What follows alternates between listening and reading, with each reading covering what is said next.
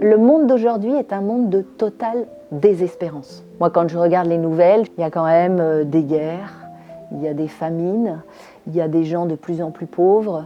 L'écologie, c'est pas la peine d'en parler, c'est la catastrophe. Ça devient hyper anxiogène. Avoir de l'espérance dans ce monde, c'est un peu être fou. Or, pourquoi est-ce que pour moi, c'est une période d'espérance? C'est parce que, à l'époque de Jésus, où justement, il n'y avait plus d'espérance, le monde était difficile, ils attendaient un sauveur qui allait leur donner une parole d'espérance, est arrivé quelque chose de 4 fois plus grand que ce qu'ils pensaient. Pour nous, chrétiens, un Dieu, il s'est fait homme.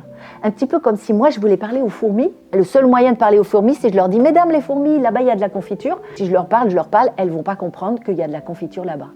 Le seul moyen pour que je leur parle, c'est que je devienne fourmi et que je leur parle langage de fourmi, c'est-à-dire avec leurs petites antennes. Dieu, en fait, il a eu un peu cette idée-là. C'est-à-dire qu'il a dit, la meilleure façon de dire aux hommes que je les aime, que je veux les sauver, que je veux leur apporter une espérance, c'est que mon Fils vienne.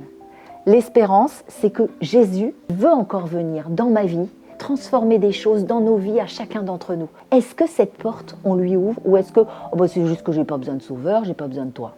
Donc je vous invite à ouvrir vos portes au Christ.